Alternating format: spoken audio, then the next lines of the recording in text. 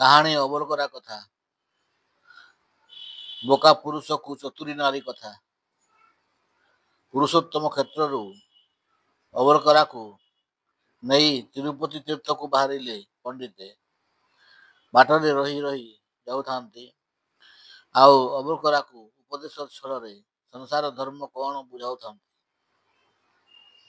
ଅବଲକରା ପଣ୍ଡିତଙ୍କ ସଂସ୍ପର୍ଶରେ ଅନେକ ବହୁ ଚତୁର ହୋଇ ଉଠୁଥିଲା ସତ, ହେଲେ ଅତାଡ଼ିଆ ଆଉ ବୋକାମି ଜିଦଖୋର ନୀତି ଯାଇନଥିଲା। କଳିଙ୍ଗ ସୀମାରେ ଘୋର ଅରଣ୍ୟ ଭିତରେ ସନ୍ଧ୍ୟା ହେବାରୁ ଗୋଟିଏ ଗିରିଝରଣା ପାଖରେ ପଣ୍ଡିତେ ରାତ୍ରି କଟାଇବାକୁ ସ୍ଥିର କଲେ। ସେହି ଗିରିଝରଣା ନିକଟବର୍ତ୍ତୀ ବନଭୂମିଟି ଖୁବ୍ ସୁନ୍ଦର ମନୋରମ ହେଉଥିଲା। ଅନେକ ଭଗ୍ନ ପ୍ରାସାଦର ଚିହ୍ନ ମଧ୍ୟ ଜଣାଯାଉଥିଲା। ଅବଲକରା ଛତା ପୋତି ଦେଇ ଜାଲ ଯୋଗାଡ଼ରେ ବାହାରିଲା। ବହୁଦିନ ଧରି ପଣ୍ଡିତଙ୍କ ସାଙ୍ଗରେ ବୁଲି ଘରେ ବନ୍ଦୀ ହୋଇ ରହିବାକୁ ବିଷ ପରି ଲାଗୁଥିଲା। ପୁଣି ତାହାର ମନଟା ମୂର୍ତ୍ତିରେ ଭରିଯାଇଛି। ଝରଣା ଧାରରେ କିଛି ବାଟ ଆଗକୁ ଯାଇ ଦେଖିଲା ଗୋଟିଏ ପାନ୍ଥଶାଳା ଭଙ୍ଗାରୁଜା ହୋଇ ପଡ଼ିଛି। ଗୋଟିଏ ବେଦୀ ଉପରେ ସୁନ୍ଦରୀ ରାଜକନ୍ୟାର ନିଖୁଣ ପଥର ମୂର୍ତ୍ତିଟିଏ ଠିଆ ହୋଇଛି, ସତେ ଯେପରି ସେ ଜୀବନ୍ତ ପ୍ରତିମା। ତଳେ ଲେଖା ହୋଇଛି, ବୋକା ପୁରୁଷକୁ ଚତୁରୀ ନାରୀ, ଆପଣା ମହତ ଦିଅନ୍ତି ସାରି। ଅପୂର୍ବ କୁମାରୀ କନ୍ୟାର ରୂପ ଆଉ ଏହି ଦୁଇ ଧାଡ଼ି ଲେଖାର ରହସ୍ୟ କ'ଣ, ତାହା ପୁଣି ଏ ନିର୍ଜନ ବନଭୂମିରେ କାହିଁକି? ମୁଁ ତ ବୋକା, ମୋ ଭାରିଜା ଉଦଣ୍ଡୀ ଚତୁରୀ କଥାଟା ତେବେ ନିହାତି ବୁଝିବା ଦରକାର। ପଣ୍ଡିତଙ୍କୁ ସବୁ କଥା ମାଲୁମ ଅଛି।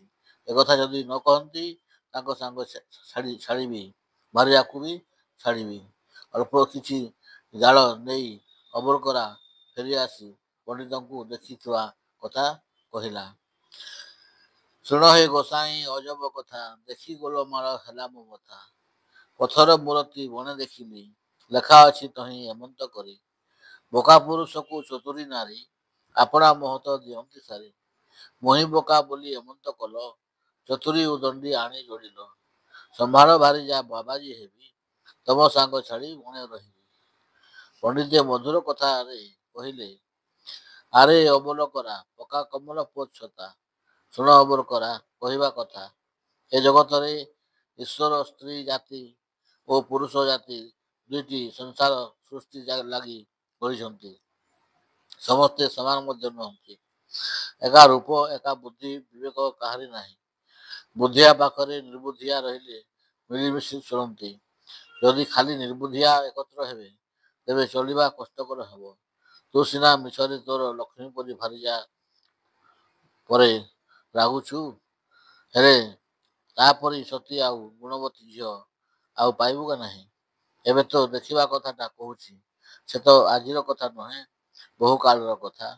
ଏଇ ଯେଉଁ ବଣ ଦେଖୁଛୁ, ପୂର୍ବେ ଏଇ ବଣରେ ଗୋଟିଏ ସୁନ୍ଦର ରାଜ୍ୟ ଥିଲା।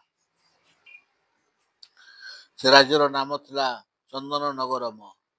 ବିକ୍ରମ ଭେଙ୍କଟ ରମଣମ ନାମରେ ଜଣେ ସୁଦକ୍ଷ ପ୍ରତାପୀ ରାଜା ରାଜୁତି କରୁଥିଲେ।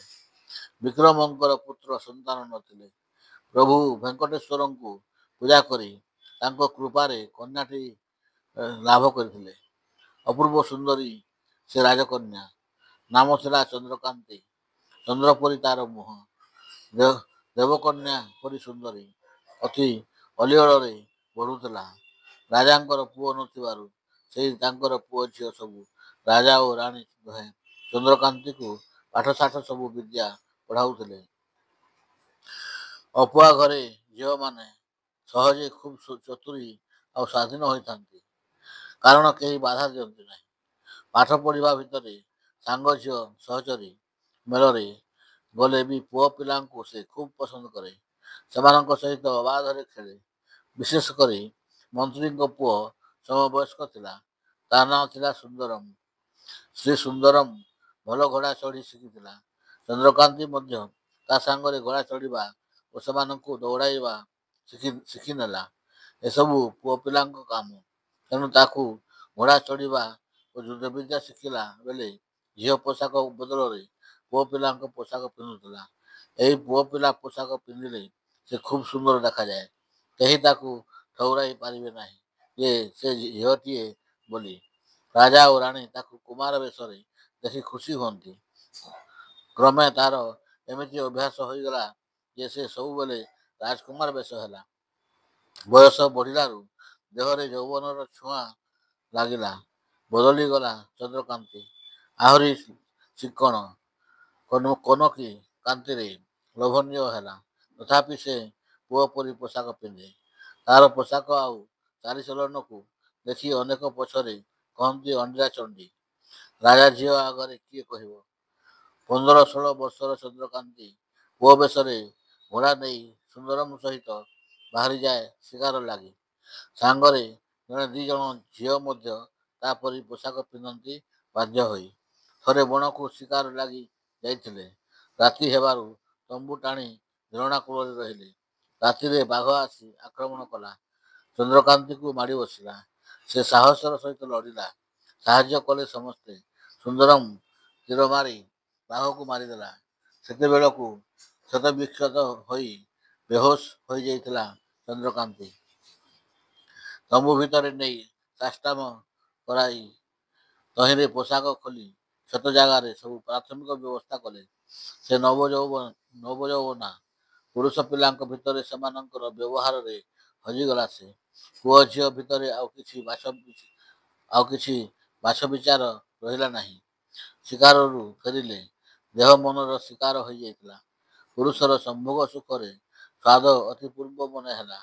ଏହାପରେ ଚନ୍ଦ୍ରକାନ୍ତି ତାର ସମବୟସୀ ସହଚରୀମାନଙ୍କୁ ନେଇ ବନବିହାର ନାମରେ ବଛା ବଛା ଯୁବକ ବନ୍ଧୁମାନଙ୍କୁ ନେଇ ଯୌବନ ବିହାର ନିଜେ କଲା ଓ ସହଚରୀମାନଙ୍କୁ ଉପଭୋଗ କରାଇଲା।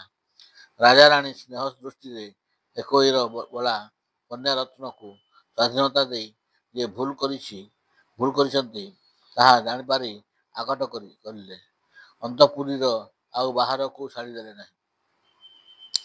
ସଜାଗ ପ୍ରହରୀମାନଙ୍କୁ ଜଣାଇ ବିବାହ ଲାଗି ପାତ୍ର ଖୋଜିଲେ। ଯେଉଁ ପାତ୍ରଟି ଘର ଜୋଇଁ ଭାବରେ ପାଖରେ ରହିବ ଏବଂ ଭବିଷ୍ୟତରେ ସିଂହାସନ ଭୋଗ କରିବ।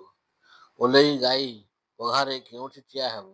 ରାଜକନ୍ୟା ପ୍ରହରୀକୁ ହାତ କରି ତାର ସଖୀମାନଙ୍କୁ ଜୁଟାଇ ଦେଲା ଆଉ ଶ୍ରୀସୁନ୍ଦରମଙ୍କୁ ଡକାଇ ଗୋପନରେ ବିବାହ କରିବାକୁ ଲାଗିଲା। ଝିଅର ଚିନ୍ତାରେ ରାଜା କ'ଣ କରିବେ? ବଂଶ ରକ୍ଷା ହେବ କିପରି? ସିଂହାସନ ରକ୍ଷା ହେବ କିପରି? ଏହି ଚିନ୍ତାରେ ମୃତ୍ୟୁବରଣ କଲେ। ଶେଷ ନିଶ୍ୱାସ ପୂର୍ବରୁ ଶ୍ରୀ ସୁନ୍ଦରମଙ୍କୁ ସିଂହାସନ ଦେଇଗଲେ। ଶ୍ରୀସୁନ୍ଦରମ ରାଜା ହେଲା। ରାଣୀ ହେବାର ସ୍ୱପ୍ନରେ ଚନ୍ଦ୍ରକାନ୍ତି ଖୁବ୍ ଖୁସି। ବାହା ନ ହେଉଣୁ ଅବାଧରେ ସମ୍ଭୋଗ ସୁଖ ଚଳାଇଥିଲା। ସୁନ୍ଦରମ ରାଜା ହେବା ପରେ ରାଜ୍ୟ ପର୍ଯ୍ୟଟନରେ ଯାଇ ବୁଦ୍ଧିମତୀ ବୋଲି ଗୋଟିଏ ବିଦୁଷୀ ରାଜକନ୍ୟାକୁ ବିବାହ ହୋଇ ଆଣି ରାଣୀ କରିଲା।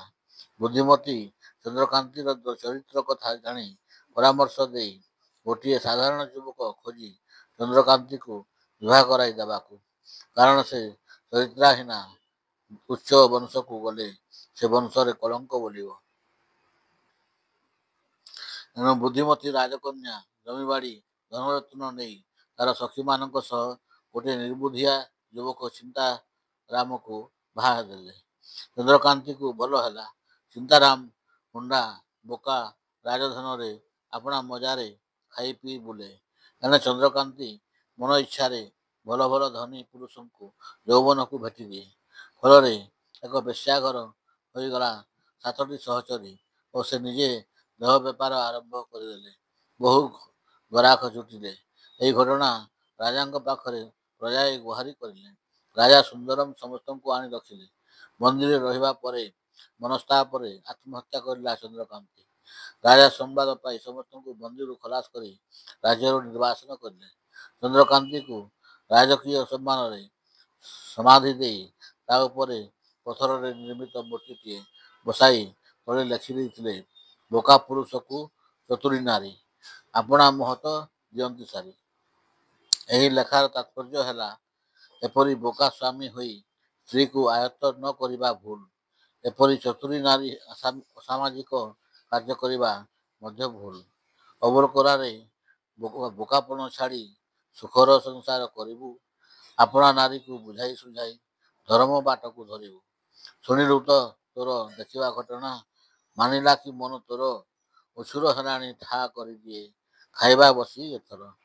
ଅବକରା ଖୁସି ହୋଇଯାଇଥିଲା। କହିଲା, ତମେ ଆପଣେ ମନକୁ ମନାଇ କଥାଟା ବୁଝାଇ ଦେଲେ ମହାପ୍ରଭୁ